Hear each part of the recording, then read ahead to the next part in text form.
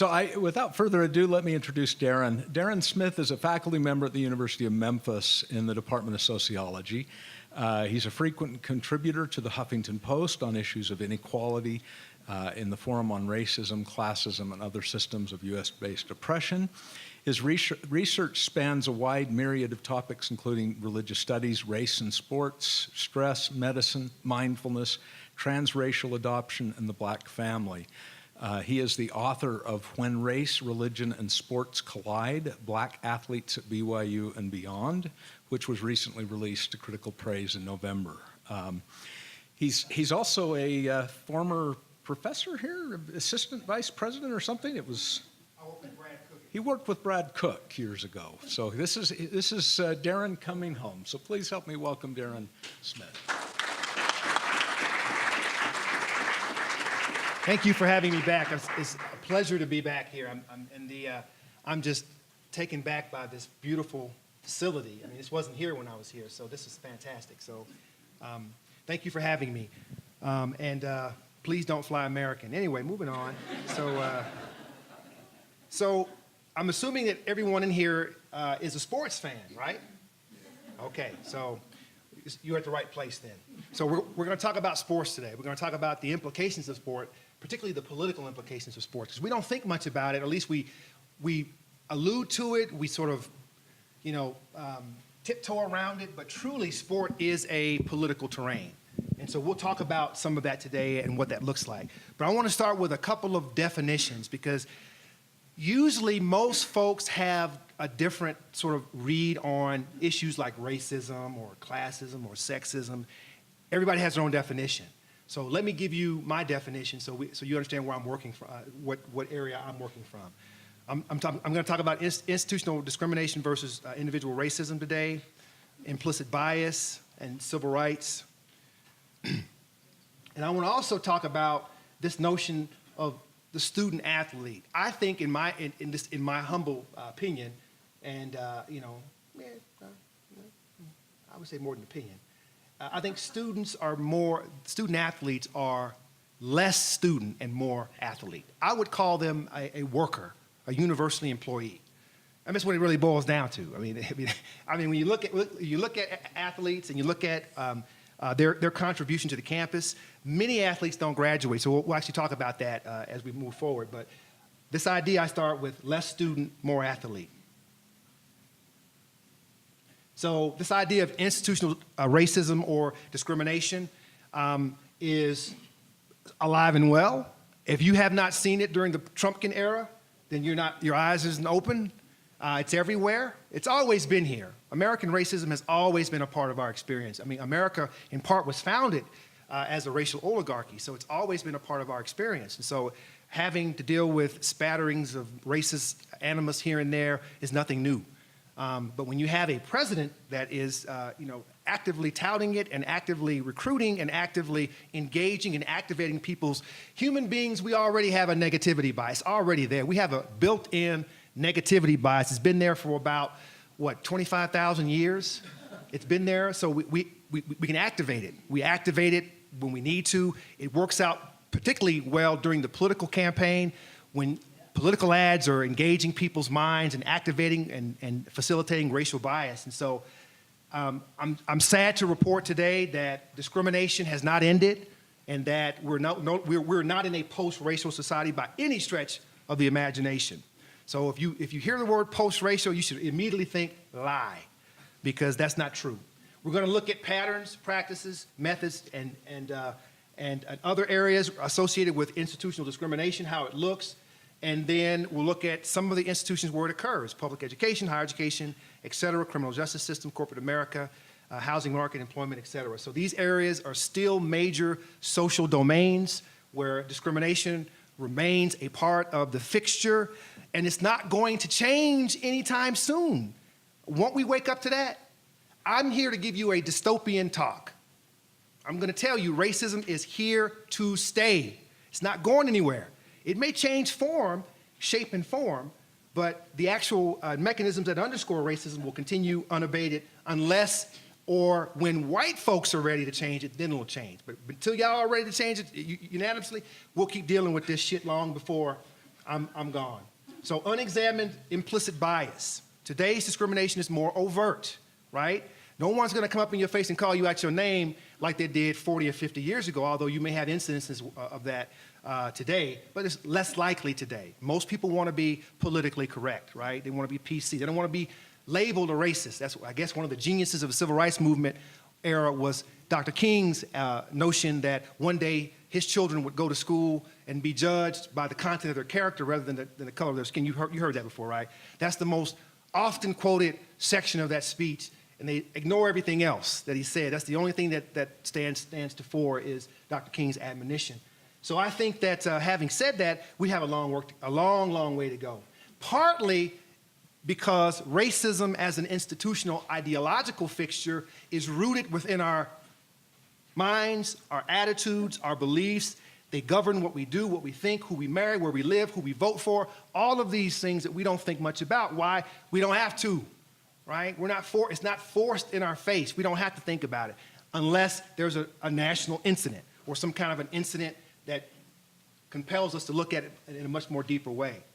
So bias swirls beneath the human level of consciousness, informing our thoughts and our behavior. Institutions of higher learning have done an absolute abhorrent job at ending this. We suck as Americans, and our educational systems suck.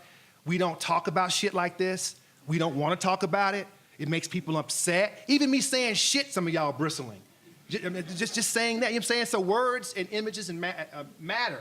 We got to get past these biases that speak us, and we have to start looking at the America that we all live in for what it really is.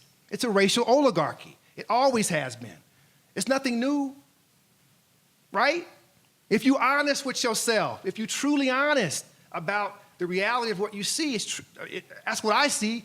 I live this shit every day as a black man. I live it. I feel it, the weight of it upon my body every day in some particular way, whether it be talking about this kind of stuff or whether it be even lecturing to a group of students. And you would think that today's students in post-racial America would be better at dealing with these issues. I'm here to report to you today that that's not the case in the South. And when I taught here not too long ago, it wasn't the case here either. So we got work to do. We have work to do. And we've shirked our responsibility to bring about true systemic change in this country. And maybe after this talk, maybe some of y'all will be inspired to do more. So how do we know this stuff exists? We can measure it now. We can actually measure people's unconscious attitudes and beliefs through the implicit bias test. It measures, things that we couldn't actually. How do you measure unconscious bias? How do you measure your unconscious thoughts? How do you do that? Science figured it out. We can do it now. If we flash some faces across the screen, you see black faces, you see white faces, you automatically associate those faces with negativity, with adjectives associated with white and black. I mean, millions of Americans have taken the implicit bias test, and it yields similar results across the board, right? We continually see a proliferation of racial bias in America. It hasn't changed much, sadly. Test takers routinely associate positive words with white people and negative words with black people faster than the opposite association. So that's how you measure it. How quickly are these associations? How fast? And in milliseconds, can you measure how quickly a student or an individual sees a face and then associates that face with something positive or negative? It happens very, very quickly. White Americans, in particular, have been socialized around these issues. I mean, this has been one of the ways to keep America. Quit blaming people of color for separating the country. It ain't people of color. We have no power, right? You can't say, y'all have Barack Obama, please. Come on. The presidency is an institution. One person cannot effectuate change to that degree, as you can obviously see today. I mean, if today's political climate hasn't taught you anything, it should be teaching you a whole lot right now. So I'm not sure where you all are. I know I'm in Utah. I know people are conservative here. So I'm not sure what kind of crowd I have. And, I really don't give a shit either. So we're talking about how children see race. I mean, at some point in time, audience, you just have to just not care anymore. You just have to not care what people think. I live my life now. I just don't care. Should I care? Maybe I should, but I don't. Because generally what other people think about me or how they feel about me is of little import to me anyway. But the point is that if I worried about what people thought about me, I would never do anything. So I want to be much more robust than that. Let me show you how this stuff plays out. This is a quick little video I want to show you. So how do we teach? How do we go from here, from this? How is this stuff here, the implicit associations, right, mounted with children? How do children reproduce their racial biases? Let's see if this will work. Did you guys try this? Did it work? Ready, set, go. Our second major finding, even black children as a whole have some bias toward whiteness, but far less than white children. Anderson and Cooper did a great job on this a couple of years ago, looking at racial bias and how it gets transmitted from one generation to the next. And he looked at children. Children is the focal. Watch how these kids perceive their experience as young people. At this freaking age, watch how they talk about their racial group affiliation. Hey, can you give me like another way to do this? This is here is I need a different screen here. Ready, set, go. Our second major finding, even black children as a whole have some bias toward whiteness, but far less than white children. She'll be the smart child. And why is she the smart child? Because she is white. Okay. Show me the dumb child. And why is she the dumb child? Because she plays. Well, show me the ugly child. And why is she the ugly child? Because she plays. Show me the good-looking child. And why is she the good-looking child? Because she likes skinny. And show me the skin color you believe most teachers think looks bad on a girl. I don't think they think it matters. Because I think each teacher wants to help a student learn either way what they look like. And it doesn't matter what you look like on the outside. It just matters what you look like on the inside. Show me the good-looking child. They look the same. Yeah? Show me the child you would like as a classmate. All of them. This is racial All of them socialization. classmates. He's been taught Why do you say all to of look them? at this differently. Because I don't really care what color they have. This 5-year-old girl gave some provocative answers during her test. I asked her about them later. How about you? Why do you want that skin color? Because it looks lighter than this kind, because this looks a lot like that one. Mm-hmm. And I just don't like the way brown looks, because the way brown looks really nasty for some reason. But Now, she's getting this from white supremacy, right? This is what she's learning living in a racist oligarchy society like ours. She's learning this just being a black kid in a white world. I mean, does that bother you guys seeing that? These kids reflect themselves that way. It bothers the hell out of me. My girls deal with this in Utah, deal with this in Tennessee, excuse me. They're always dealing with this crap in Tennessee. It's not just Utah. Where am I at? Yeah, I'm just all over the place. I'm still flustered from this damn airplane flight. Ready, set, go. Our second major finding, even black children as a whole have some bias toward whiteness, but far less than white children. She'll be the smart child. Child. Okay. Child. because she I'm gonna let it. Well, I'm not sure, but I'll let it play if that's the case. Dumb child. Well, show me the ugly child. And why is she the ugly child? Because she plays. Show me the good. And why is she the good-looking child? Because she likes skinny. And show me the skin color you believe and teachers think looks bad on a girl. Because I think each teacher wants to help, like on the inside, like on the inside. They look the same. Yeah? Show me the child you would like as a classmate. All of them. You like all of them as classmates? Why do you say all of them? Because I don't really care what color they have. This 5-year-old girl gave some provocative answers during her test. I asked her about them later. How about you? Why do you want that skin color? Because it looks lighter than this kind, because this looks a lot like that one. Mm-hmm. And I just don't like the way brown looks, because the way brown looks really nasty for some reason, but I don't know what reason. That's all. So you think it looks nasty? Well, not really, but sometimes. Sometimes. And Brielle, they asked what color adults don't like. Do you remember what you said? Which one? That's right, that's what you said. Why do you think adults don't like that color? Dark. Dark. And adults, you think adults don't like dark? Well, maybe some adults do, but maybe some of them don't. The questions that got overwhelmingly white-biased answers? Show me the one you think most children would think looks bad on a boy. More than 70% of the older black children chose the darkest skin tones.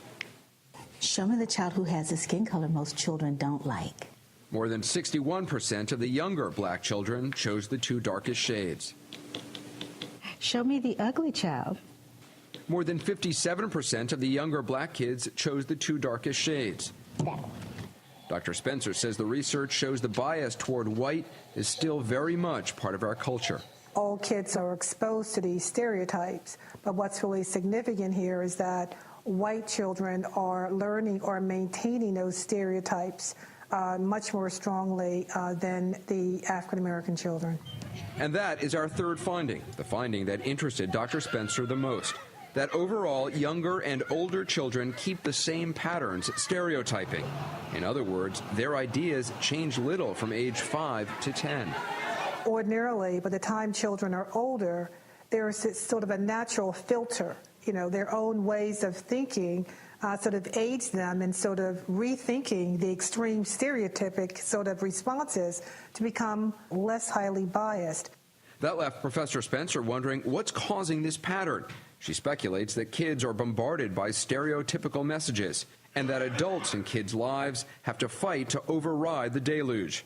Black parents may be more diligent about that, while white parents may not notice the need. The messages are the same for all children, and therefore the task is the same for all parents. Parents have to reframe what children experience. We realize these findings may be disturbing and that some people will question this project's conclusions. What stereotypic messages are being sent in a country that elected a black man president? I, Barack Hussein Obama. Like all research projects, ours is not perfect. Some kids were told ahead of time they'd be asked about race. Some children identified as one race but came from biracial families, like this boy whose mom is white. But Professor Spencer tells us these are common issues in research and the results can still be trusted because of the sample size. To be clear, this is a scientifically informed and executed pilot study, which suggests the need for further research. The results point to major trends, but are not the definitive word on children and race. Still, they underline what Dr. Spencer sees as an alarming conclusion. We are still living in a society where dark things are devalued and light things are valued. The question we're left with is, where do we go from here? Anderson Cooper, CNN. That brings us to the next point, the civil rights. The civil rights movement was supposed to ameliorate these vexations that we deal with as Americans. And it may have done some things in terms of changing laws and making laws, or at least trying to bring some sense of equality to those who've been disenfranchised. But sadly, many of those laws are weakened, and many of those laws are not enforced. And so we're still having issues with people getting basic civil rights. And as I said before, as a consequence, white supremacy lives and the racial fog remains. So enter black athletes. Now, black athletes or athleticism has always been another institution whereby African Americans had a way out, a way up and a way out. Very few opportunities were open to African Americans. One was sports. The early black athlete. In 1800s, black athletes competed alongside whites in the Kentucky Derby, horse racing, oarsmen, cyclists, hunting assistants, runners, wrestlers, prize fighters. African Americans were widely utilized, not just for their labor power in terms of what they could do in the field or in the big house, but also what they can do in the competitive play. Such as these ones mentioned here. 15 of the first 28 winners of the Kentucky Derby were black. They were all black jockeys. The black jockeys eventually went out of style, but there was a reason for they were forced out. And we'll talk a little bit about that, hopefully. So some of this has to do with the exploitation of the black body.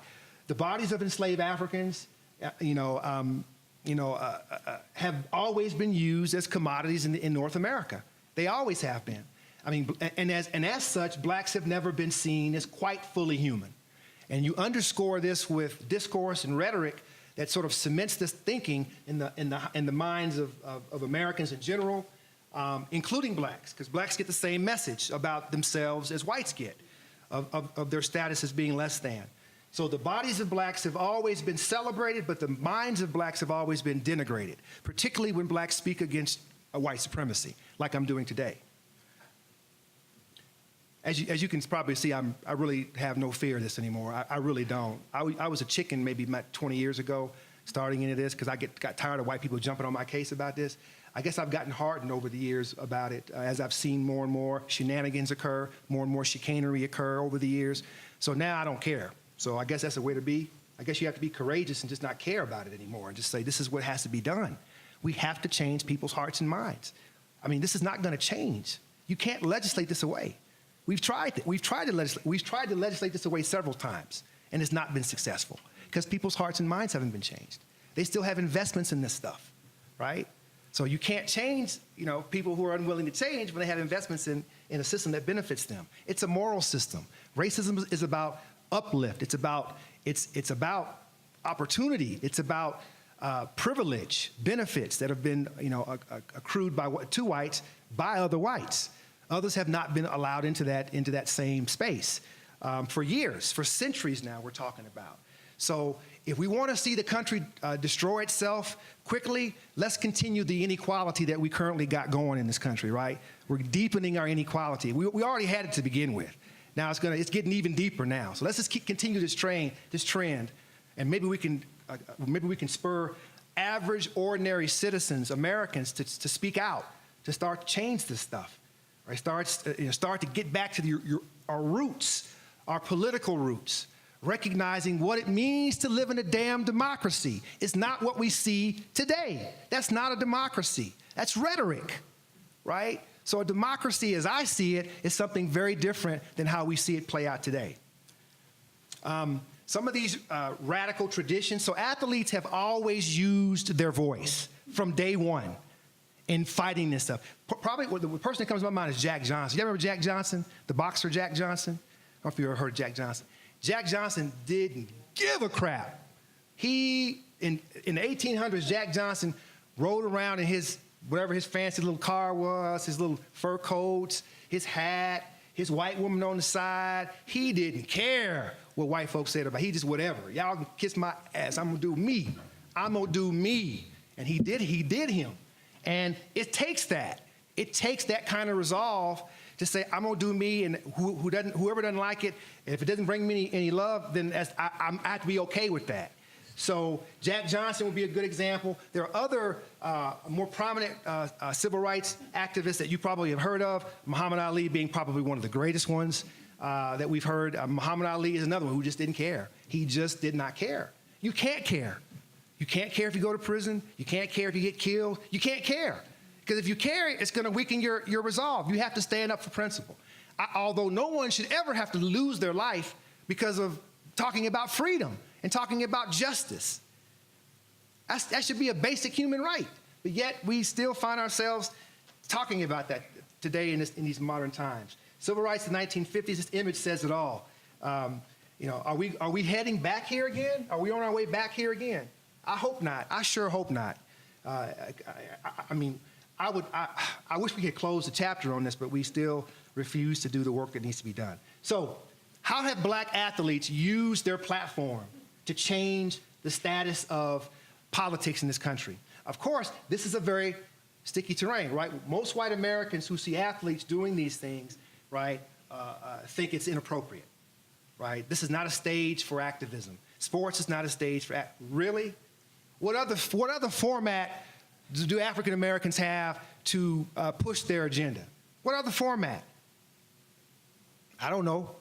I mean, y'all love watching us sing, dance, or play sports. So we have to use that platform, the platform that's been given to us, to try to make changes in the system. So, I mean, if I was an athlete, I'd be all up out there, trying to protest and trying to get, the message of justice known to everyone. Why is it that African Americans are always the litmus test for justice? It's y'all the one that brought justice up. White folks, y'all the one that brought this to the country in the 1800s and 1600s. Why come African Americans are pushing, and other groups of color who've been marginalized are pushing this justice agenda, and had to expand what justice meant, right? Because it didn't mean what it meant today, right? It meant something very different. So why is it that the marginalized are the ones who are pushing this? I don't understand that. I still don't understand that. Yet we continually say democracy, democracy, democracy. Yet our actions speak something and say something very, very different. Muhammad Ali, these are some of the greatest right here. These folks here, these athletes here are some of the greatest voices that we've ever seen historically who originally started pushing this very, very early. And now we're seeing a new crop of athletes doing the same thing. And we'll talk about those cats a little later. So racism in higher education, it doesn't exist. It's fake news. Discrimination found its way into the classrooms of higher education during the athletic era in late 60s, early 1970s, when blacks were starting to enter into these predominantly white institutions, not as students, but as athletes, right? So there were several cases that you all are probably familiar with some of the cases that were fought in the civil rights era during that were fought in the Supreme Court to allow blacks access to higher education, white institutions that had been historically denied access to. That wasn't true for sports. Sports was another area where blacks were able to come in and through the back door and enter into higher education institutions. And that only came because of, at least en masse, because of Bear Bryant, right? So Bear Bryant, he knew of black players in the 60s. He saw black players in the 60s, but he had no idea the ass whooping that was coming to him when USC showed up and played Alabama in the early 60s. He never expected that. All these black players in the 60s playing in California beat the crap out of Alabama and shocked the Alabama elites. They were like, okay, we got to have one of them. We got to get ourselves one of them, okay? One of them meaning black people, right? So the SEC starts to open up for the first time recruiting to black players, right? So black players historically had gone to HBCUs. Those were the institutions that were allowed black players to flourish. So some of the early greats in the NFL all came out of HBCUs before they started to go into WPIs or HWCIs, or predominantly white institutions. So you've got blacks who were playing football at these institutions or basketball who weren't even allowed to go into lecture. They were sitting out there in the hallway. They weren't in the room. They were in the hallway listening.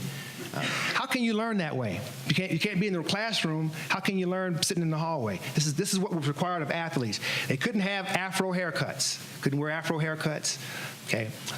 They couldn't wear their peace signs. They certainly couldn't have an afro pick in their hair. They couldn't have anything that identified them as being black or anything that identified them as being sympathetic to the cause that was going on at the time in the 60s. So they had to come in, basically be seen but not heard. That sounds a lot like it is today in many respects. And what's more important is that blacks couldn't even live in the damn dorms. They couldn't even live in the dorms. Black players couldn't live in the dorms. They had subpar dorms, marginal dorms they were made to live in during this era. This is in part what drove a lot of the activism as athletes began to protest and assert their authority and assert their right to the same access, the same institutions that white athletes had at the time. So the original blacks on predominantly white campuses were athletes. One of the first black students to actually go to BYU was a black student athlete. His name was Benny Smith. I don't know if you've ever heard of Benny Smith. Raise your hand if you've heard of Benny Smith in here. Okay. Benny has an interesting story, and I'll share that with you if I have time. But anyway, so Benny goes to BYU in the 60s. He's the first black student athlete to show up there. He's a junior college transfer from an Arizona school.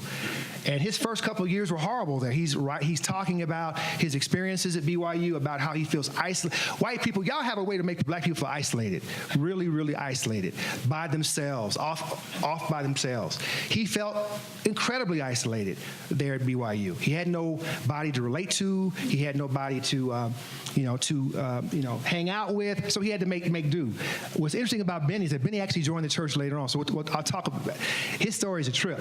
I will say this: Benny is no longer Mormon. He's now a member of a Jewish off-colored sect in the Middle East somewhere. He left his family, 7 kids. He just disappeared. So white supremacy make people crazy, right? They just leave. They go nuts. So you probably remember some of the stuff what went on with Benny Smith and Mitt Romney during the Olympics, right? That sort of set the catalyst for this whole thing with Benny. Benny's responsibility was to go and to recruit the African delegate, right, to get their participation in the Olympic Games here. When was that? when was it? 2002. So his job was to go and convince the African delegate that Utah's okay, you can come here, it's all good. And so in the midst of that, he got gifts and all this from the African delegate. You're not supposed to get gifts, right? So it started a big controversy. So he falls out of the scene, and that's when this whole thing starts for Benny. After that, his son Adam Smith. I've spoken to Adam several times about his father, and he's just torn up about it. He wants to find his dad, find where his dad is, try to find out what's going on. What he hadn't seen his dad in maybe 8-9 years now. So just dropped off the face of the earth. So my job is to try to help Adam find Benny and try to get some closure to this whole, complete the circle. My hero is a guy named Harry Edwards. Have you ever heard of Harry Edwards? Harry Edwards' name, if you haven't heard of Harry Edwards, look him up. Harry Edwards is the brainchild behind all of these 1960s, 70-ish university revolts that took place with athletes. Harry Edwards is the one that planted the bug in the ear of many, many athletes to use their bodies as a platform.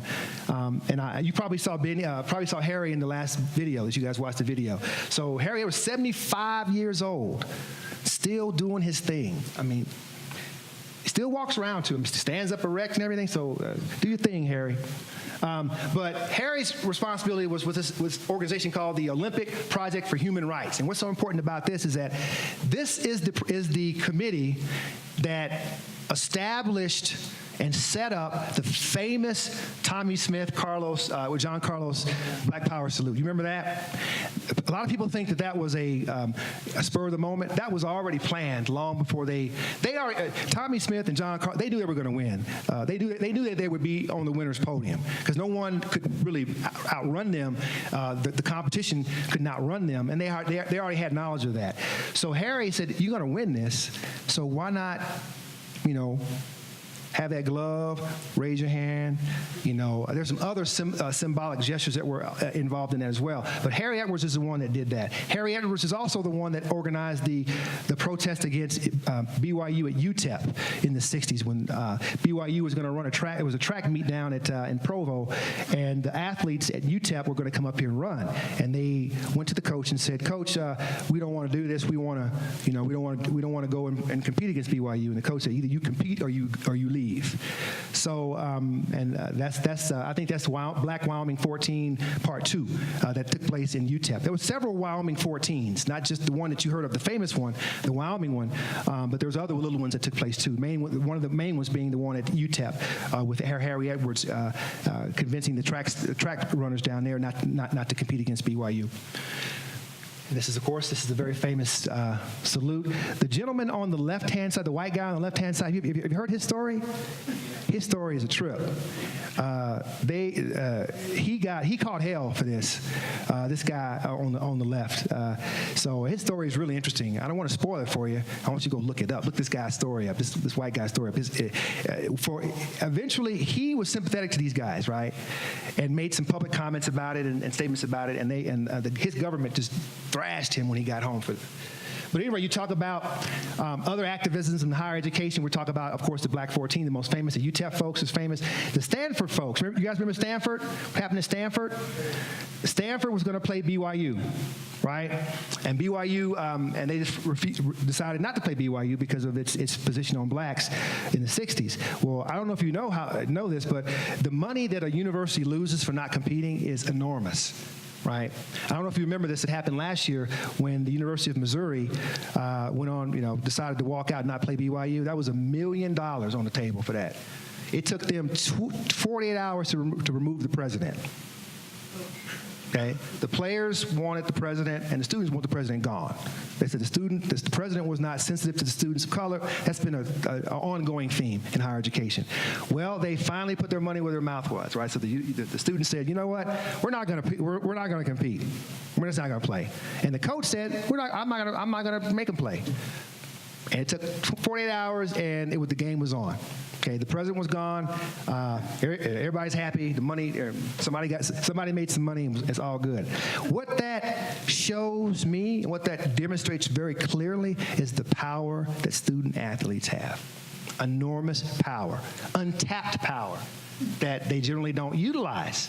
There's a lot of consequences for this, right? If you make a stand like this, you have to be prepared for the consequences. And generally, it's going to be see ya, or send you packing down the road, like those 14 players at Wyoming. All they wanted to do, Coach, can we just wear this? We just want to wear it. That's all. We're not going to say nothing. We're not going to get out. We just want to wear this armband. That started the whole thing. So we're from here to the 80s. So we're talking about all of this unrest in athleticism in the 60s. We're seeing blacks assert themselves in higher education and in the athletic departments across the country at all institutions, primarily the major institutions, the ones that have the FBS bowls, the big dollar bowls, right? So now you're seeing athletes become more and more part of the athletic sports industrial complex, and you're seeing a difference in the way in which athletes now are asserting their civil rights positions. One of the most famous ones is Michael Jordan. So Michael Jordan, but even before Michael Jordan, I'll start back before him. It was the first athlete to really brand a major corporation was O.J. Simpson, right? With the Hertz running through the airport. You guys remember that? Anybody old enough to remember that? Running through the airports and all. Go Juice! Go Juice! You remember that? So he was the first one. But Jordan took it to another level. Since Jordan's deal has made other deals so much sweeter because of what he was able to do. So we've got athletes after this all happens, OJ, Michael, and several others, you've got athletes now negotiating huge endorsement contracts, bigger than their playing contracts, right? Now, why is all this happening? It's because of the value that we place on sports. It's the value that fans place on sports. We love it. We love sports. Sports takes us existentially to a place where we can imagine ourselves as warriors. We can root for someone. We can be a part of something bigger than ourselves. Sports enables that. It allows for that kind of engagement. But there's a lot more to it too, right? There's also other issues that it also engages in, but we don't talk much about that unless you see unrest, unless you see protests, or unless you see some other major issue underway. I'm having just a major problem with this thing today. So we got this here. We've got Jordan. And we've got Simpson. Let's see if we can get this Simpson clip to come up. Yeah, I just want to show this clip. It's just too rich. Nobody does it better than her. Nobody does it better. Hertz leads the others by far. Technical difficulty. I don't know why it's not showing, but I'm watching this right here on this computer screen. So I want you to see this because it's so old and vintage. You can't. And you know, people love O.J. Simpson. I mean, whatever you think about O.J., I know white people think he's one thing, black people think he's another, and that's another example of differences in just opinion. You know, I can say the sky is blue, y'all say the sky is orange. You know, I mean, just like we can never seem to get it together. We can never seem to really congeal on things that are important. Should be for all of us. So we all have responsibility and complicity in these things, and so we can do better. I'm going to tell you how we do better at the end of this. Okay, so that video didn't work. Can you show me how to get back to the screen where I can finish showing these slides? Somebody who knows how to do this? I don't see a down arrow. I'm trying to escape, but it's not allowing me to escape.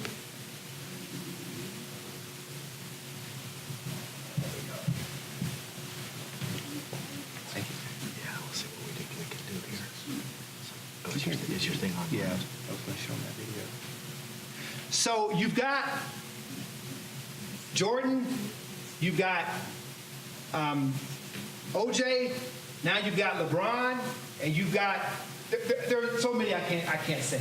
But the bigger athletes, the ones who really venerate, are the ones that have the big endorsement deals. And so the thing, what I find particularly interesting and refreshing about modern day athletes. Nobody does it best of all. Not yet. Okay. Especially LeBron. To me, LeBron has emerged as one of my favorites. It's because he just doesn't care. He'll do his thing, and you know, and make. Yeah. Look at OJ, y'all. OJ. There you go. Nobody does it better than Hurt. Nobody does it better. Hurts leads the others by far.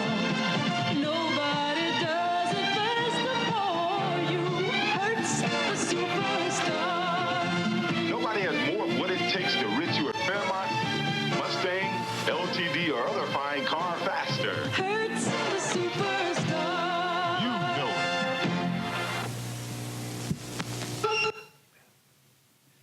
That's old. Look at those cars. The cars are so old. So anyway, people liked OJ. OJ was personable. He didn't talk shit about white people, right? He liked white people. They liked him. See, white people, y'all love us when we don't talk shit. You love us when we don't say nothing. We're nice and we're like you, right? We don't cause trouble. We're like you, right? You have to recognize that's the case. If you're honest with yourself, I'm just trying to be honest. Don't hate me. I'm just trying to be honest and tell you what people should have told you a long time ago, right? If you were listening, maybe they did tell you. But think about this for a moment. And again, don't the messenger thing. It's the messenger. Don't hate the messenger thing. I'm just trying to tell you what's up. Okay. Right there? Oh, here? Okay, thank you. All right, so this came at a price. So when white people like black people, I'm always suspicious of that, because it usually means that person of color isn't saying anything that's going to remotely rattle anybody's cages or anything like that. So that person is complicit or making white people feel comfortable.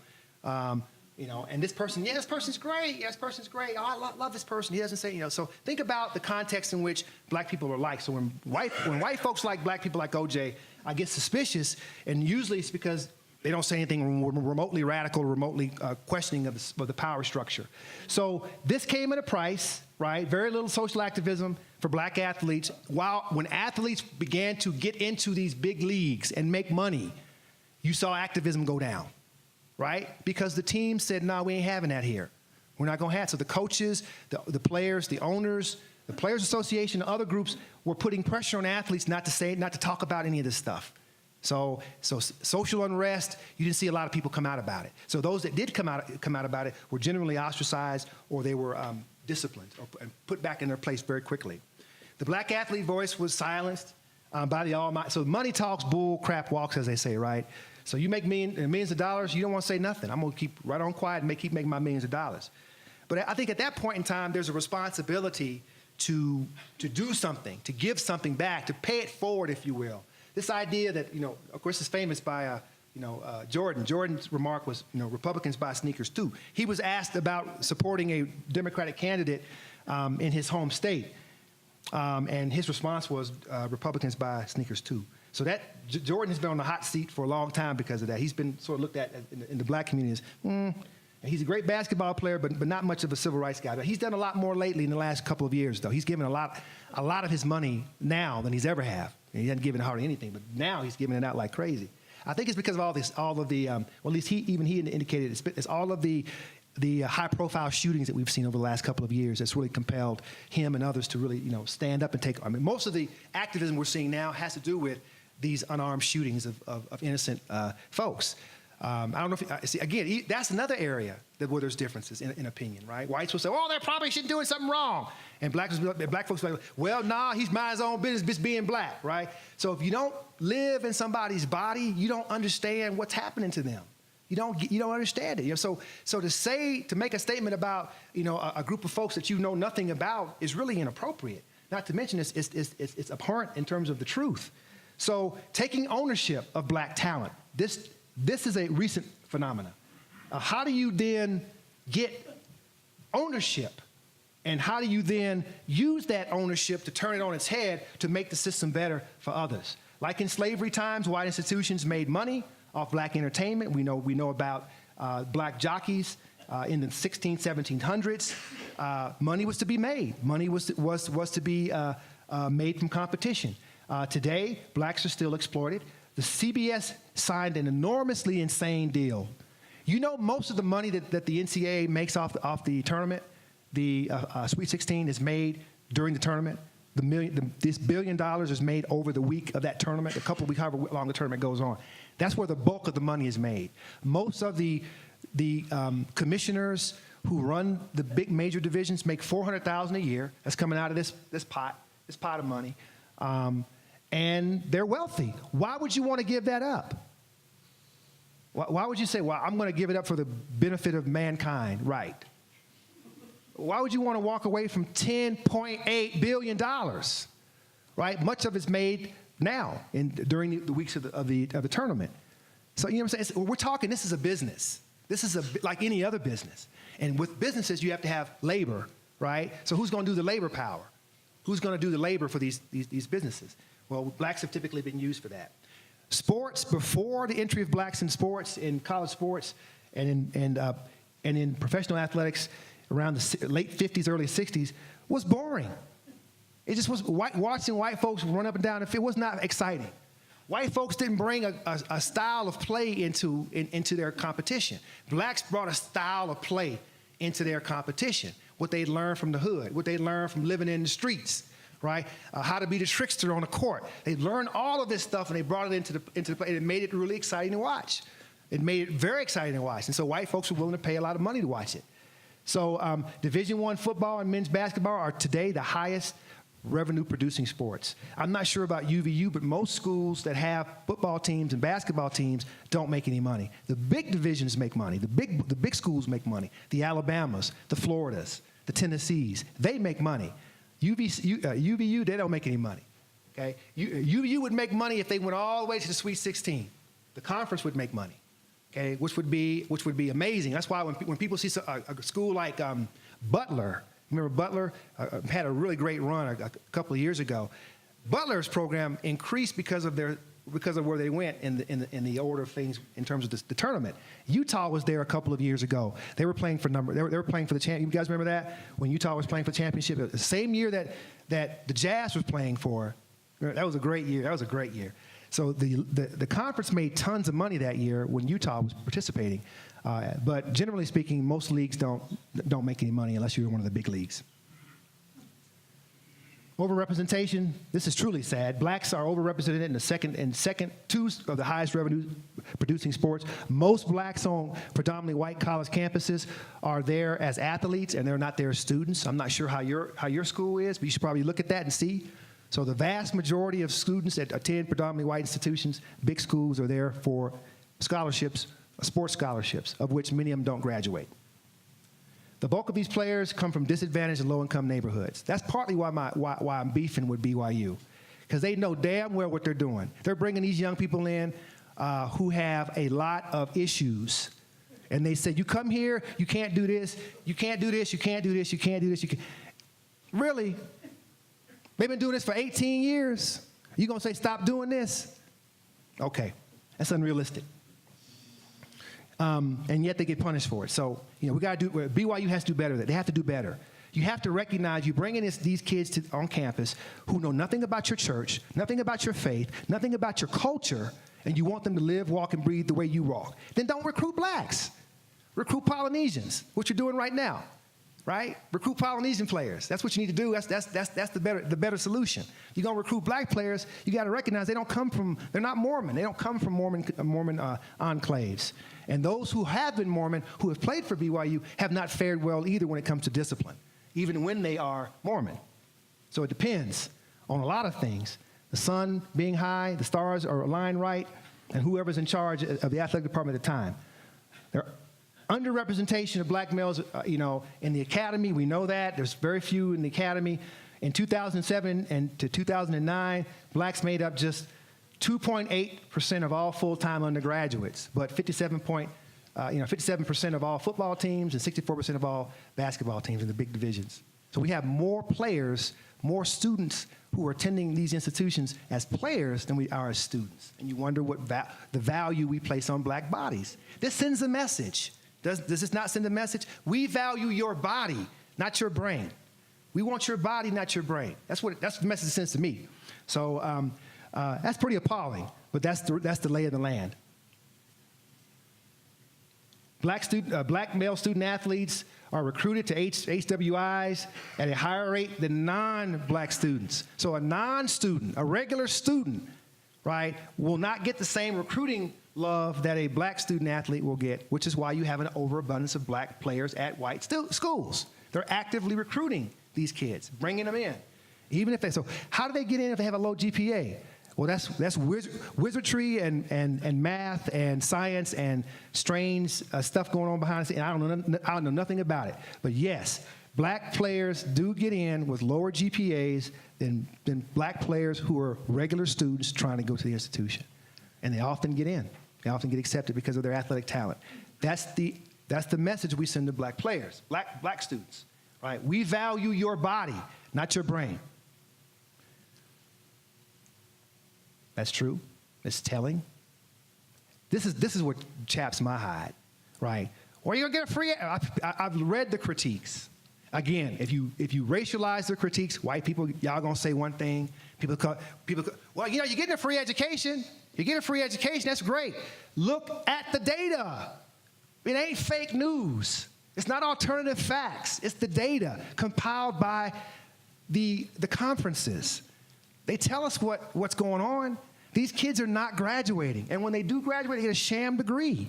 They get a stupid degree that they can't even use. You can't use a sociology degree, I'm sorry. It prepares you for graduate school or law school or something, but you can't use it. How are you gonna use that? I hate to sit here and say education, some degrees are less valuable than others, but that's exactly the case. It wasn't always that way. But there's been a great emphasis placed on STEM education and I think that's great too. We need STEM education as well. And we avoid math and science like the plague in this country in comparison to other countries like ours. UNC, one of the best public institutions in the South, hands down, academically speaking, ought to be ashamed of themselves for giving out these degrees over 15 years, giving sham degrees to student athletes. Something like 3,000 student athletes got a sham degree, right? And they have filed a lawsuit against the institution for allowing this to happen. And why is this important? We got to win games, y'all, right? I mean, the corporation has to make money. Has UVU been untouched by corporate America yet? Are y'all still teetering on the? When corporate America touches institutions, you can forget about anything that resembles democratic education, because your institution has been corrupted at that point in time. Okay, keep corporations the hell out of higher education. They don't belong in higher education. Take your money and your whatever and get out. Let students learn what they're supposed to learn in these liberal institutions, right, where they're untouched and unsullied by these corporations who continue to profit off the backs of students and off the backs of athletic departments and other areas. We can do better than this.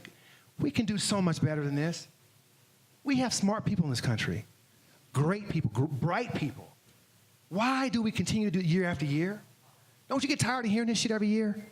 Seeing it every year? I get tired of talking about it. I get tired of writing about it. Put me out of business. I don't want to write about it anymore. I want to write about mindfulness. I don't want to write about racism anymore. It sucks because it never fucking changes. Pardon my language. Cheating is widely accepted. Widely accepted. Okay? Yes, true. Athletes are handed the papers. Here's the papers. There are the answers. Just spit it out. Reproduce it. This is how the UNC players got away with what they got away with. These kids, they're 18-year-olds. What do they know? Right? They're relying on you. Many of them don't have fathers. They're relying on you to be a steward, a shepherd, if you will. You know, I mean, my cousin played football for North Alabama, and his story to me was cheating on that campus it's just normal. We just, you know. I teach a class right now called Sport, Black Athlete Activism at Memphis right now. I've got 7 football players in my class, okay? 7 players in my class, and they are struggling. Can't even read, barely read. So I have to sort of like try to, you know, tamp it down so they can get it. I mean, and theory, forget it. Trying to understand and how to think critically, a challenge, huge challenge. But this is the kind of, you know, and I say to myself, these are not students. These are workers. These are employees of the institution, right? Masquerading as students. I mean, because many of them don't graduate. Memphis has a 43% graduation rate. I'm not sure what your graduation rate is here, but I know this is Utah. It's got to be higher than 43%. 43%. Federal number. That's federal. The feds, you got a 43% graduation rate. The athletes, they love to gloat about this, the athletic department. I called them on the carpet, though, a couple weeks ago when they came to my class to tell my students it's BS. My students were way prepared for them. Well, we have a 61% graduation rate amongst our student athletes here. If you figure in the tennis players, the golfers, the bougie white folks who are playing the bougie sports who have better GPAs, that bring up the GPA overall. So if you look at football for just football, it's a lot worse than that. A lot worse than that. So are we okay with this? Is this a part of being in a democracy? This is a part of it too? This is part of being in a capitalist society right here. It's about making money. As long as we are okay with this stuff will continue to happen. When will money lose its value as a society? When will we start caring about human rights rather than property rights? How long do we have to keep talking about this over and over again until we do something about it as a society? Are you guys okay with this? Younger generation, are you okay with the way, I ask my students this all the time, are you okay with the way things are going now? You like this? And they all look around and look at each other and like, they have no answer. They really don't have an answer. We haven't taught them how to think critically about anything. So what do you expect? You got to wait to get in college if you even think critically then. I mean, it's terrible. We don't get me started on this. Boy, I've been started ever since I got off the plane, boy. So many aren't prepared for the rigors. This is true for the kids in my class. I can honestly say these kids are they should not be at college. These kids should not be there. One of them owes me like a whole semester's worth of work. And even though I've been on the coaches behind about it, I suspect I'm watching I'm going to watch to see if he plays next semester. If he plays, I'm sure he will, because he's one of their top players. And what's funny, when I first created that class, I went to the athletic department and said, because they asked me, can we have some football players and other players? I said, yeah, bring the players on. Make sure they understand the academic world, they can do the work. And I'd be doggone if they didn't send me 7 kids that I gotta, stay up late at night and read their writing that I can't understand and everything else. So So we got some other newbies in the world of activism. This is my man right here. I like Kane Coulter, man. I like Kane Coulter. I don't know if you've ever heard of Kane Coulter. Kane Coulter is the guy that dared. He's the guy that got the NCAA scared to death. They changed some of their policy as a result of Kane Coulter's shenanigans. Kane Coulter was the guy who actually decided that, we should unionize football players because we really are workers. We're not really students. We're workers, right? And so let's organize into a union so that the university can. We're not asking for money. We don't want you to pay us, whatever, thousands of dollars.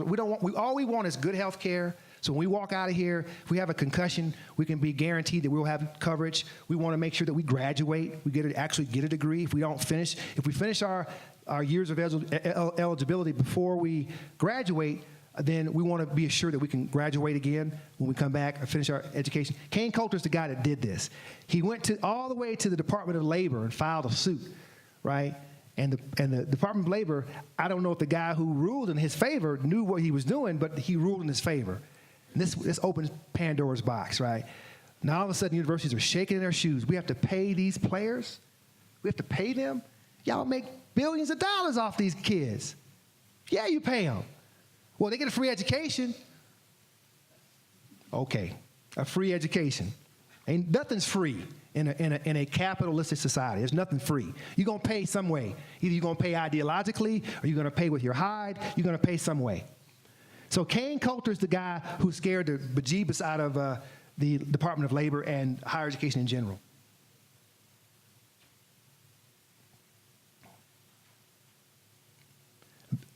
So here's what this the unionizing effort was based on. Football players, no, I'm not kidding you. They work 50 to 60 hours a week. Easy, right? You say, well, you can't because the NCAA, they have a 20-hour per week rule, right? Football-related rule or basketball-related rule, but you have a whole lot of hours that devoted to non-football-related things, right? They work a tremendous amount. They have very little time to do homework. And then not to mention, they're not prepared to do it anyway. So you got all of these, you got this tension, and what's so funny is that athletic departments know this. They know this. The data is out there. There's watchdog groups that watch this. So we know it's out there, but nobody ever does anything about it.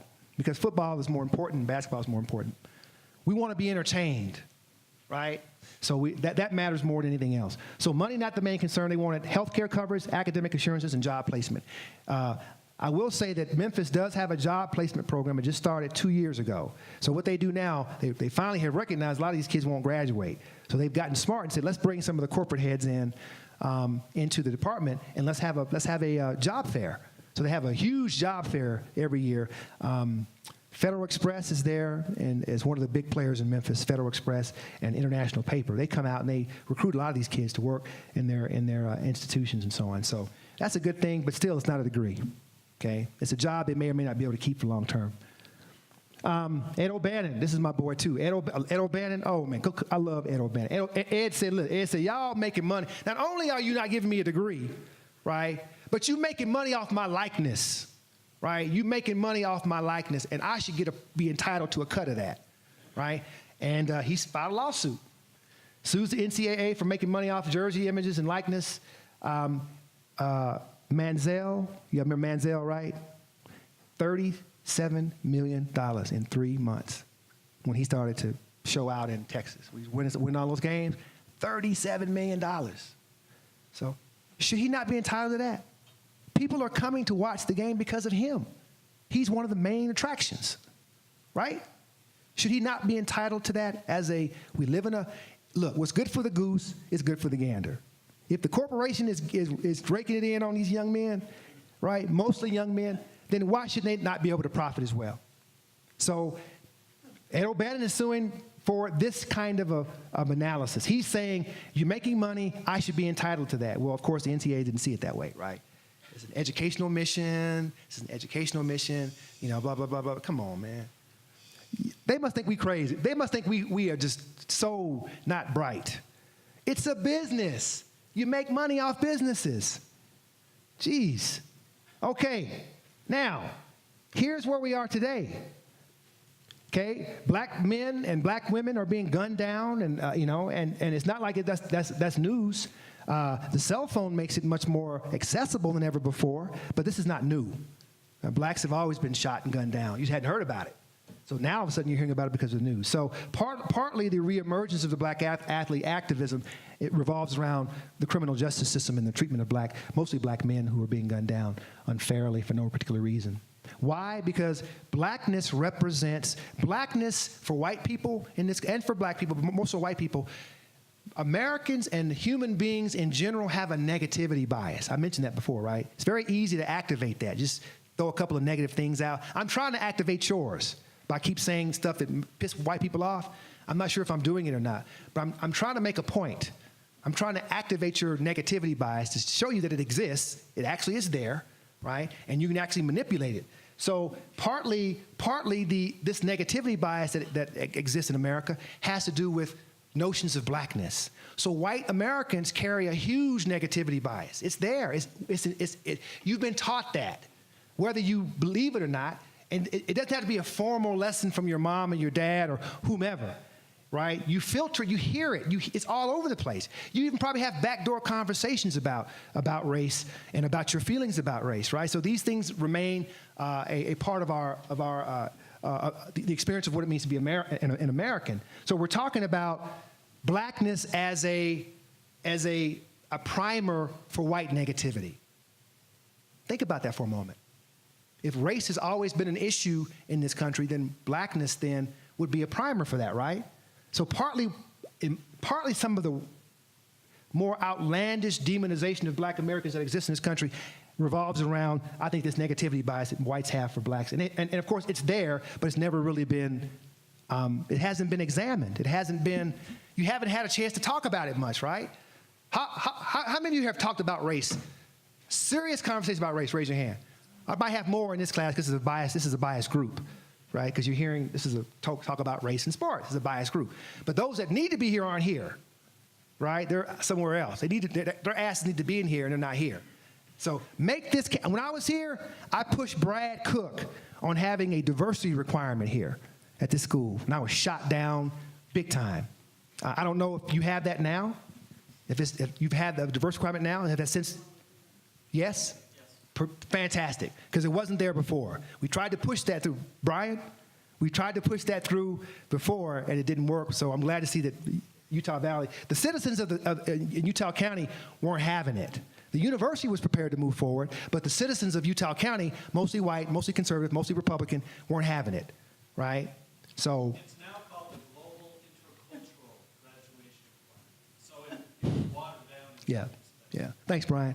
So even that is sanitized, because we don't want to say race. At least we activate the negativity bias that people has, right? So we don't want to say race. So I would argue this, that the uptick, I'll say this one line, the uptick in police shootings facilitates what we call black misandry, or this pathological aversion to black men and boys, right, that exists in this country. That there's something about black men and boys in this country that scares the crap out of people because you've heard for 400 years how dangerous we are, right? I'm just such a danger. My goodness, I'm just horribly dangerous, right? I'm a danger. But this danger is what's driving and facilitating these outlandish political ideas and political notions that exist today. I would argue this, that the racism's effect on white Americans, right? There's an effect on, y'all don't get to escape from this too, white folks, right? You also get knocked around from this for living in a racist society. Partly it's called alexithymia. True word. Truly look up the DSM-4 or -5. There's a word in there called alexithymia, lack of empathy. White Americans, I'm gonna paint a hell of a broad brush, have a lack of empathy for people of color, and anything that's different, that falls outside of how whites have been conditioned to see the world as it exists. This is there. Lack of empathy. Totally no empathy. More empathy for white people, definitely. And this has been studied, right? There's been large population data studies looking at empathy, white empathy. And there's virtually hardly any for black folks. Even if you're, even if the black person is innocent, there's still hardly, you had to do something simply because of blackness, because the association with black and chicanery is so powerful in this country, and we have not addressed it. We have not addressed it. We refuse to talk about it in public schools. We refuse to have students read materials that would enlighten their minds. We dog them out in institutions like this, right? When you have someone like me on a campus like this, I always got to be on guard, right? Because students complain, complain. Go for it. That's what a democracy is for. I shouldn't lose my job over it. You feel me? At any rate, so how we do things in this country is completely bass-backwards. So today, athletes stand up for justice. You've got some of the more modern ones we see. I'm almost done. I can't breathe. LeBron sporting his I can't breathe, pissed off a ton of his fans with I can't breathe shirt. But he's LeBron, so nobody we'll give him a pass. Yeah, we like LeBron, we give him a pass. He's really deranged. Justice for Tamir Rice. I mean, you've seen, and in most cool, this is really cool right here. You've got the Notre Dame women's basketball team wearing I can't breathe shirts. I love it. Those young ladies, I'm telling you, I would want to give all a high five. Speak truth to power. Resist, disrupt what we have been taught as what is normal, what we think is normal. Kyle Lowry's reaction to Trump, I love it. Now, this didn't happen before, right? This wouldn't have happened. So you have a league commissioner, and Adam Silverstein's his name, who is much more open about these things. So he's kind of rolled out the green light for athletes to say what they want to say. And so my man says this about Donald Trump.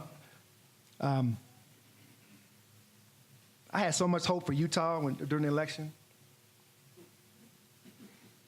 Y'all just let me down so miserably.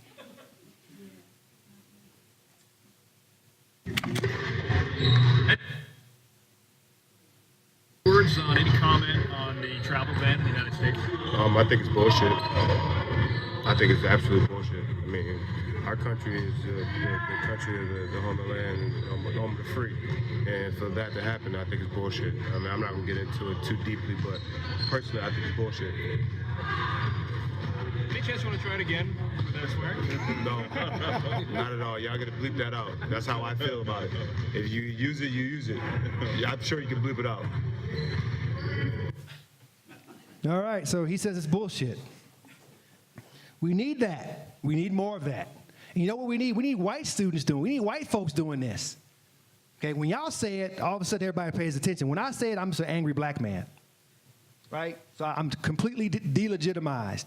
Because you all have heard the angry black man or angry black woman metaphors. You know you haven't. You may not have heard it directly, but you heard of it. You heard. Oh, they're always angry about something. You've heard something, right?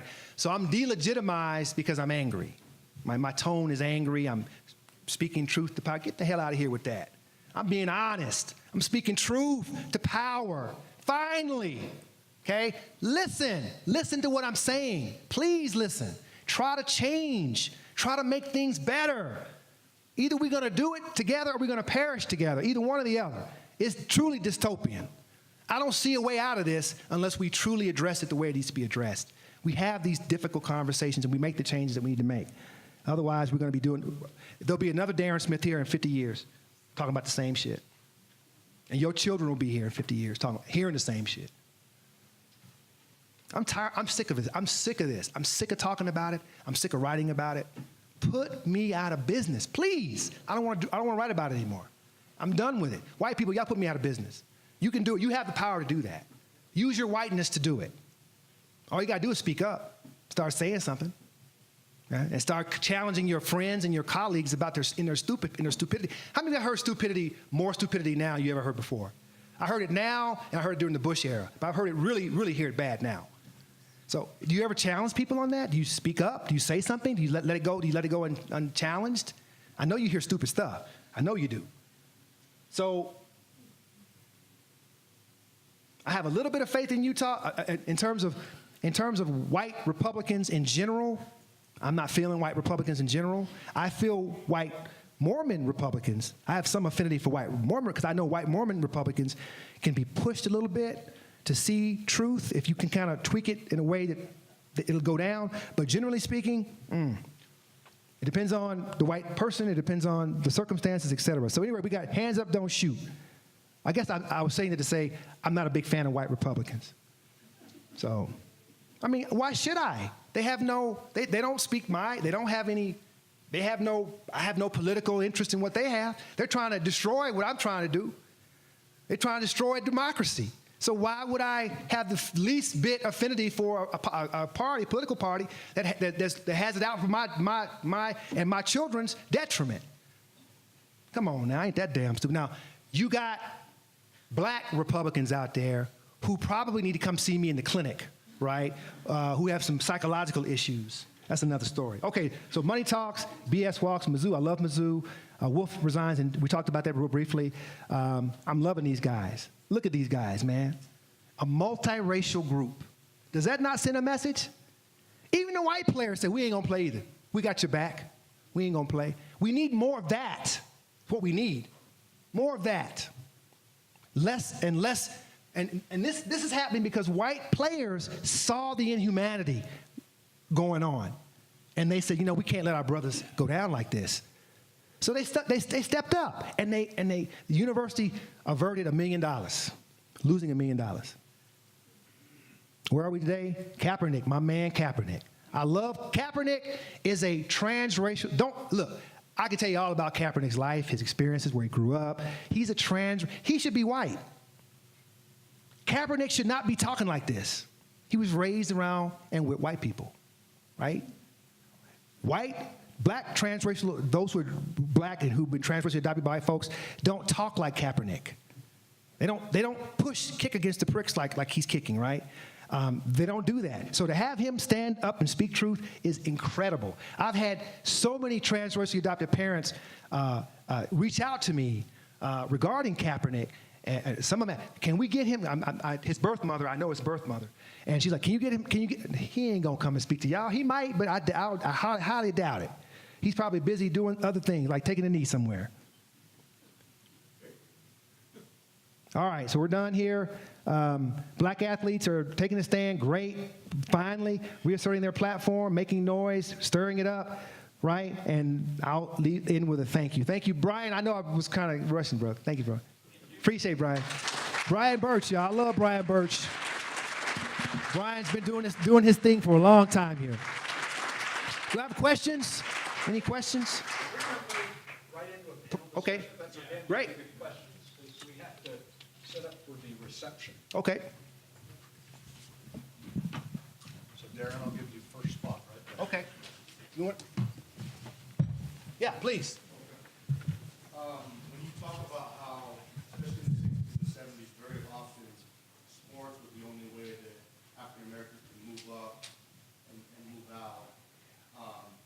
Do you feel like very often, both back then and even now, sports can be an obstacle for activism and even cause division? The example I think of a lot is, as much as we all celebrate Ali as an activist, he was also famous for psychologically messing with his opponents and talking trash to the point where they had a hard time beating him in the ring. And I think of his feuds with Frazier and how he constantly coined him an Uncle Tom, and even with others, George Foreman a little bit in Africa and others. And so in that situation where by the 70s, with sports in general, but boxing in particular, where African Americans had such a monopoly on the talent, they were kind of pitted against each other, and particularly in a sport like boxing, for instance, where they're literally fighting each other. But so that's the example I think of. But even today, where very often African Americans, again, do have such a monopoly a lot of times on athletics, and with the nature of it being competition, do you feel like that often is an obstacle to activism, and again, because it causes divisions within the African American community? Well, I think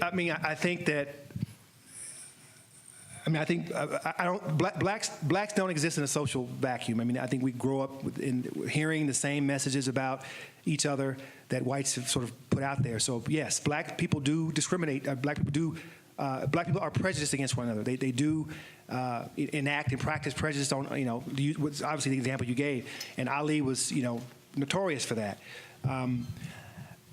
I don't know if that overshadows or should overshadow his activism, but I understand what you're saying. The fact that the self-hatred aspect of all of this is working to black athletes' detriment.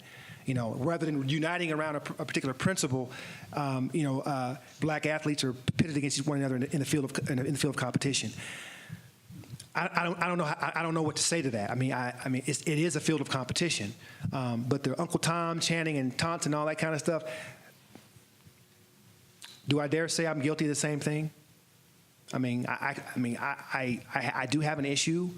With black people who don't see the world the way I see it. I do have an issue. I'll put my biases out there. I don't understand that. If you're black in America, you will absolutely experience discrimination. It'll happen. You may not recognize it, but it will happen. Most of the time, discrimination that occurs, it's micro discrimination. We don't really address it. It's the big stuff that gets our attention, but the little stuff, the looks and the job, I just paid no attention to that. So, man, that's a great question. I think that Ali and others' accomplishments, what they do off the field, is to me more important than that stuff. I think that to me is a byproduct of living in a racist society. And so unfortunately that's going to happen. I don't know if Ali would feel the same way about that today. If he were alive, he would say, yeah, but I think he would probably feel very differently about that. But at the time, it certainly was great entertainment. But yeah, black folks, we do discriminate against each other. We call each other Uncle Toms. We call it, if you're not black enough, and we do that. We got it from y'all. We learned that from y'all, right? So, it doesn't make it any better. But let's cast the blame where it should be. So most of racism in America is learned behavior, and we learned it from white Americans. So just really quick, I didn't get to introduce Janan. She's coming up tomorrow, but Janan is a graduate of Howard, right? Howard, yes. But I hear there's an announcement coming about a graduate degree soon, so I'll let you tell us that later. But I think we've got some other questions, but maybe Janan can talk about this in terms of her experiences at Howard and how that played out there. Does Howard have a football team? Yeah, they do. Thank you. They don't get a lot of funding. HBCUs have a lot of issues with trying to get funding for multiple reasons, whether it's federal funding or just a lack of alumni support. I can't speak on my experience as a student athlete at Purdue. I ran track for 4 years, and there was this idea. So track and football, not many people come out to see track meets, which is, it happens. The football players definitely did have a lot more advantages than other players. Being a student athlete, there were definitely advantages over non-student athletes. But for me, it was a positive experience. But I knew going in there that I wasn't going to be running track forever. And so that's why my undergrad degree ended up being like visual communications design, which is like graphic design, and I don't do that anymore. It's just a story in itself. But I would say the NCAA, what can I say without getting in too much trouble with the NCAA? I do not care about it. Don't care. They have like spies everywhere.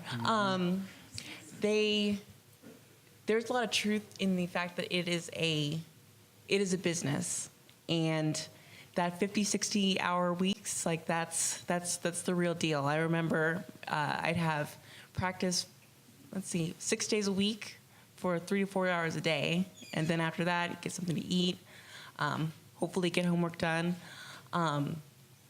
They were pretty supportive for the most part as far as academics, but there really was a struggle, balancing that the student side and the athlete side. And there was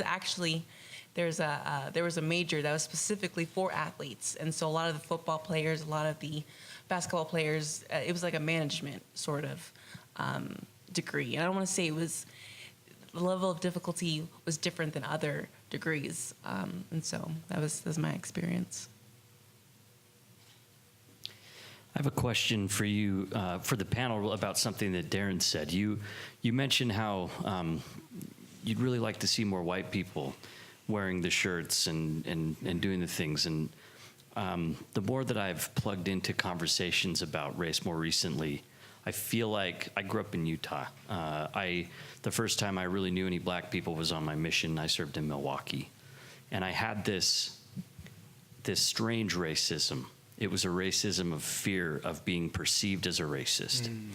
And so I would almost have this anxiety of going out of my way to not appear racist. And I recognized a little bit about the LDS Church history, and I knew, so I carried that with me. Well, now it's been more than 10 years now, and now that I've plugged in, I've been reading literature and trying to get plugged into the conversations, and I'd like to sort of use my voice, but at the same time, I don't know that it's fully my place, or there's a conversation that goes on about a white person's place in that conversation, inserting myself into that conversation. And so I'd like to hear from the panel, all three of you, about this particular issue of, as a white person, how to enter that conversation, and maybe some of the fault lines that are there that I'm not aware of, and sort of just some information about that, because I've also heard some people say, you need to sit down and listen. Like, well, we don't need to hear from you right now, and I get that too. So I'd like to hear about that, if you could. Well, I would love it if you wore "I Can't Breathe" shirt. I would parade you around, so people can see that this is something that everybody should care about, not just people of color. This is a human rights issue. I think white Americans' best activism, if you will, the best way that whites can make a difference in ending racism is by taking it back to their white colleagues, their white friends, their white family members, other whites that they're very acquainted with, they know well, and have these conversations there, because that's where it needs to happen. African Americans, I'm a fan of the idea of white allies. I've heard people bash that concept of white allies. We cannot do this work alone. It cannot be done, clearly, it can't be done alone. We have to have help. And it's always been that way. Since the very earliest days of abolition, you probably remember, Frederick Douglass was always, he would always have William Lloyd Garrison, speak for him. So you have that side of it too. But I think that we need more whites out there speaking, talking, arguing, speaking truth to power. This is not just a domain for black people, or activists. This is a domain for anybody, everybody, because everyone's affected by this, whether we like it or not. We're all affected by this. When someone dies by the hand of a police officer and is politicized, we all feel that. We all feel the weight of it. Granted, it might be in different ways, but we certainly feel the weight of that. Racism is a phenomenon that needs to be ended by a multiracial effort to end it. It's not going to be done just by black people, clearly. We've tried many, many times, and it just hadn't worked out that way for us as a people. So we need to have white allies. We need to have people who are willing to put their butt on the line. And where most of that work, I believe, can take places with other whites. So that's my take on it. Well, I'm a cultural and an ethnic and racial outsider to the United States, and all I can say is that governments can respond to a political intent. They can change things if they want to. So the question remains, why in the United States does the question of race continue to be permitted? Why do these acts of violence against certain groups continue to be permitted? Because that could be different. It could be changed. But it's not. So the question is, why not? So from my perspective, I think it's because the racial debate is a distraction from what's actually going on, which is the reproduction of a wealth-based and economic system which relies upon class inequality, and with black folk and Native American folk and minorities who sit at the bottom of that, and their labour is constantly exploited. So why would you want to upset that? You can distract people and say, hey, this is about whether or not you like my skin colour or I like your skin colour, when it's actually not. It's about the maintenance of the status quo, which sees wealth unequally distributed, and people don't want to change that. So that's the question. So how can you be involved in that conversation? Critique the system that gives you privilege, and that's an economic system, a social system, a cultural system, and even a religious system. And let's put the question of race to the side and say, hey, that's just a brawl in the background. Well, not just that, it's a horrible thing that distracts us from paying political attention to what's really going on. Things could change. There's no will and intent to do that because the majority value so much the status quo. Well, those are two wonderful answers. So I love the work of James Baldwin. He's an essayist. He passed away a couple decades ago. And he had a conversation talking about the word nigger. And paraphrasing this whole conversation, he's talking about this word is not my word. It's a word that was created by white people, by white supremacy. And white people need to figure out why they needed that word. And so I think if you're going to talk about white allies, I personally don't use white allies or the idea of allyship just be a good person and recognize other people as human beings. And that's personal view. But kind of like what Darron was saying, it's like going back to your own groups, to your family members and figuring out what is the purpose? Why is this word necessary? When I talk about the curse of Cain and talk about the priesthood and temple restrictions, like why was that necessary? And have those discussions among your peers, and then come back to people of color.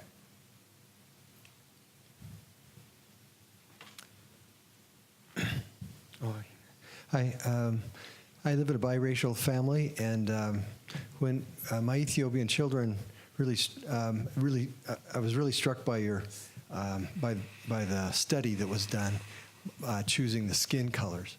And my kids who were born and raised in Ethiopia had a very biased opinion when we adopted them. Black was very bad, and the lighter skin was very good. And in subsequent conversations, even with Ethiopian men, it was really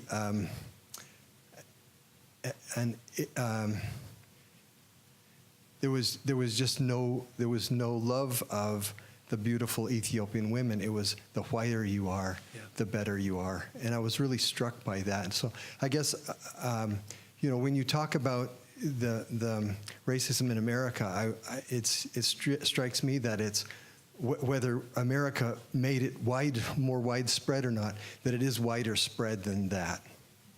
You know, it was funny. Thank you for your comments. I was going to say, if there's hope for change in America, I've often said this, it's white adoptive parents. I think who have, not all, but at least the ones I've met have, and in fact, I work with a lot of white adoptive parents. But there's they seem to understand this because they live it vicariously through their children. They can see it. They see the hurt and the pain in their children's face. In fact, I got a phone call just before I came down here. A family in Salt Lake, the son was called the N-word at the school, and they were asking me, what do we do about this? How do we? This is a transracial adopted family. What do we do about this?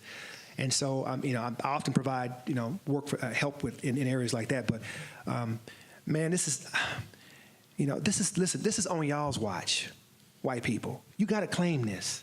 This is y'all's thing. You got to claim this. You started it. Draw a line in the sand. You started it. Knock the thing. Truly, this is a white people, European issue. Wherever Europeans went, they left behind that legacy, that skin color legacy. Wherever they went and colonized and took over, they left behind that. And so people, the citizens, the indigenous communities are left to deal with the aftermath of these notions of skin color and this and that and the other. But Gina was right on. And I didn't say this earlier, but at the crux of all this is inequality. I would totally agree with that. Social inequality, income inequality, racial inequality. As long as we permit it, in our midst, it will continue to happen. As long as we continue to allow this to go on, it's going to eventually be to our undoing if we don't change this system. It's not working. It cannot work for 1% of Americans, and 99% don't have anything. It can't work that way. It cannot work that way, and that's the way it's been working. We've used race, we've used gender, we've used sexuality, we've used everything as scapegoats to get at the real issue, which Gina is exactly right, is income inequality, wealth inequality, income inequality. Keep people poor, keep those exploited. You know, every now and then throw a couple of things in there about race, you know, shake it up a little bit, but at the end of the day, it's business as usual. Until we change that, that's going to be our big, as a society, that will be our biggest issue, that will be our downfall, will be income inequality, wealth inequality in the world. Because we see these global oligarchs just completely pillaging, exploiting the earth, you know, people. Until it's about human rights and not about material or property rights, we're going to still be talking about this. And when it starts to affect white people to an nth degree, and it is affecting white people, working class whites are dropping off like flies. Working class white men are dying in droves, and working class white women are on drugs and dying, right? So it is affecting white people. We don't call it race, but it's affecting white people. They're not getting the same benefits as their wealthier white counterparts. Can I just address this question? I'm thinking about your children and the way that national politics plays across their bodies. And I think there's sort of a one-for-one sort of value there. They don't value their bodies because their bodies aren't given economic value. And that's the reality. If you want to change the way that they feel about their bodies, then we need to change a system that sees equal value, economic value for everybody. Do I have the floor now? This is beautiful. The honesty that's in this room needs to be underscored, because the oppression that has come down here in the last, 4 years since these unarmed black men have been assassinated, whatever you want to use, term, whatever. But myself, I have been marginalized as a black man in this nation, you know. I mean, we're 17 years into this new century, and I mean, you just got to scrutinize exactly what's going down here. I mean, there's spears and all kind of stuff being thrown at us black men and giving us a real bad psychological situation on ourselves individually, you know. I just want to point out, you know, to break the ice, I am a BYU fan. Thank you very much. Okay, been there since 1997, whatever. But then you had O.J. Simpson up there. Okay, and O.J. Simpson was on the TV here this last weekend. Okay, where they got an Oscar for the biography of O.J. Made in America. Mm-hmm. So what you do, you get a microcosm of what we're going through here now. You know, and we as black men, I don't want to, you know, parallel myself with O.J., but me, myself, as a black man, I have been struck in ways that you just can't really say how you've been totally eviscerated because of what happened to me, so to speak, you know. But it's just not only me. You know, we've been looking at this now for, 17 years, in the new century. And it's just mind-boggling. I mean, we just left the 20th century. What did we learn? What did we learn? I mean, I don't think anything, because, they're saying now this 17 years now is the misery for the whole century, and we got 83 years left till the end of it, Okay, so I don't want to go on and on, but I love you, brother. Your honesty, it eviscerates me. I listen to you on the radio. I got you on my phone.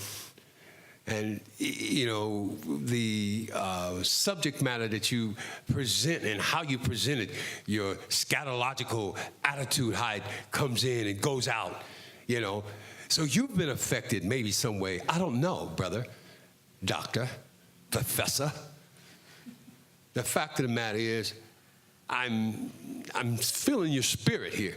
And I hope we all are feeling it in this way, because we need this kind of conversation, and we need this lashing, or however you want to take it, that, you know, we were saying something about the white folks, so to speak, you know. I've been married to a white woman, you know. I got a biracial child. He doesn't even want to know, he does not, at this point in time right now, I don't know where he lived, okay? You know, it's gotten so bad here. You know, I raised my baby, all right? He's 32 years old now. I don't know where he live at, okay? You know, and that's because we have been encroached with this racism. You know, I guess, I'm trying to get him over my house now. You know, he's been over there, but we can never get this corner in conversation. We just can't, you know. But this is a start. You know, you in Memphis now, is that correct? I've been to Memphis, thank you. But, you know, how are we trying to patch it up? You know, what can we do from here on in? I mean, we you know, you go back to 1854, that's when the Republicans, correct?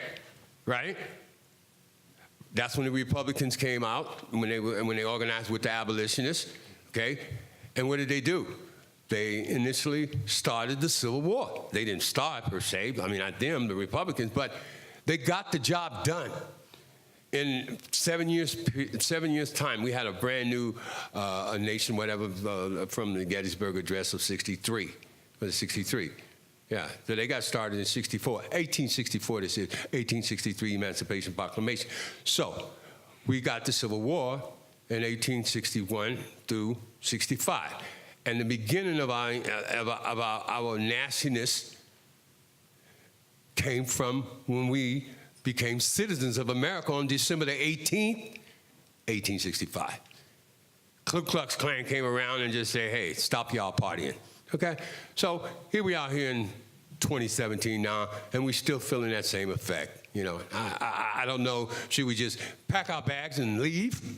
You know, I mean, you know how long we've been fighting, you know, and my son is affected, you know, my family members affected per se, you know, but hey, I think I'm going to stay, and I'm going to keep fighting. I'm an old guy now, you know. But anyway, that's my part about it. Thanks very much for letting me speak. Thank you. All right, so a little background to my question. I'm half Japanese, and when I look in the mirror, I see a white person looking back at me. However, there's not been a month in my life that I can remember that someone hasn't approached me and asked, so what are you? Yeah. Right? And so there's been a constant reminder to me that despite what I see in the mirror, I am not white, that I'm not viewed as white by other white people. And then whenever I've gone to any panel or discussion dealing multi-ethnic, multi-race, whatever, there's never been Asian representation in those panels. And then on the socioeconomic range, Asians generally do fine, right? You don't see Asians, half Asians, whatever. I mean, yes, my mom has faced discrimination and whatnot, but not to the scale that others have. And so my question for you is, and this is a question I wonder myself, is where do you see Asians fitting in these conversations? Oh, well, that's a good question, isn't it? And I think one of the differences is that most Asian folk in the United States have a home culture, they have a home language, they have an intact place where they can go back to revive culturally. And many use that. Many maintain connections to those places. So I think the issues may be different. And it would be great to hear more from it, particularly the question around honorary white status and cultural mimicry. I think that's a really powerful conversation that Asians folk can bring to the table. But in terms of the difference between the different groups, I mean, Native Americans are dealing with questions of sovereignty. Black Americans are dealing with questions of blatant racism and exploitation and violence to their body and person. So, yeah, but I think, you know, I agree, like a conversation that includes all of these iterations is certainly needed. But it is a different conversation, I think, anyway. Yeah. I think Asians have been branded the model minority, so making them less likely to experience because of some of the reasons that you bring up. And that doesn't mean that Asians don't experience the same kinds of things that you mentioned before. These deep seated inner psychic feelings about marginalization. I think that's for those who are not white. They all feel the weight of that, to some extent. The question that you raised, you brought up earlier about, and you as well, sir, about the stress of this. We don't talk enough about that, the psychological, health-related consequences of racism and how it impacts upon our health and our well-being, because it does. It grates upon our body's immune system. It grates upon our body's fight and flight response, because we can constantly having to evaluate whether or not that was something I should respond to or whether I should let it go. So living that way, living constantly under that sort of a threat, has a definite impact on our psychological well-being. I see it in Memphis. I see it in other places as well, where the mortality rate is a lot higher amongst African Americans. And when you compare African Americans with whites, and that's typically the way that we compare them, looking at whites and looking at blacks, same social economic status, same educational outcomes, and so on. And blacks don't fare as well, even still.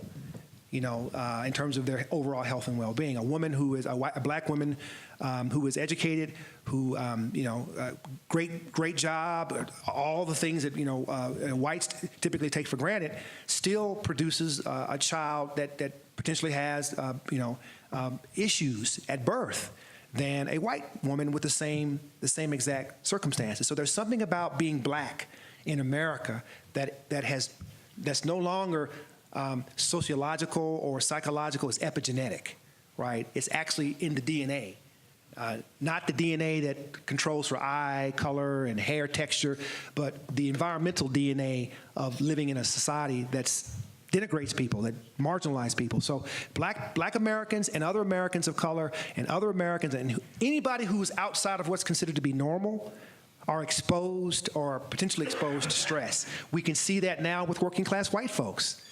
Right? They're dropping off. Why? Because of stress. It's stress. Stress is what promulgates working class white women to use drugs, to try to find a way to escape the pain they feel, right? The stress causes real physical pain, literal pain. I'm not talking about feigned pain, real pain. People want to get out of pain, so they smoke weed, they drink alcohol, they use drugs, or whatever they do to alleviate the pain, because they get tired of feeling that way every single day. So it does take a toll. When you are a marginalized person, you do feel the weight of it daily. I feel the weight of it daily on my body, which is why I meditate. That really helps me to sort of deal with it. I'm a big Tom Brady fan, and I have it. That, to me, I don't think a lot of people are picking up on it right now. But he's been, on top of his game. He's got 5 rings now. And I've been following him since 2001. My point is that, since I've had this stress situation, that kind of like bounces out because I'm totally involved in that. Okay, when that game comes on, man, I'm there. And if you go to, you've been to look at the 18 games in a row they've won. Okay, I felt that part of my immune system, to alleviate me from that psychological stress from the racism. You see what I'm saying? So sports for you is a way to sort of address some of this? It's belonging. Because I don't have a lot. I'm going to be older here in a little while, But yes, I honestly believe that in my own mind. And this guy, he's been performing. I mean, and I don't know if he knows that's on his shoulder. He has to come out there. This last Super Bowl is going to be made into a movie. Did you know that? I didn't know that. No, I didn't know that. And they're going to make it a movie. Wow. Wow. To get in it, and I've been in it, like I said, and I don't feel so bad, and even though I have conditions from that and et cetera, but this sports activity, the women too, I don't want to leave you women out. Because the women, Thank you. They made my life to treat me up, okay? However, but we need something, because these young kids today, they don't have the parents like I had, my father, my mother, they were Catholic people. But that was at that time, we had, in America, we had the Catholicism came in with John Kennedy. If y'all remember in the 50s, it came in and it swept. You had to say none. You had this none, and you had the greatest none. So my point is that it made us better people. At least we were still going through the struggles, civil rights struggles still, but we had a religion. And it was a religion then. We got all kind now, but in the 60s, Interesting. early 60s, we didn't deal with it yet. Thank you. All right. Thank you for your comments, everybody, and questions. Can we thank the panel and Darron especially for his presentation?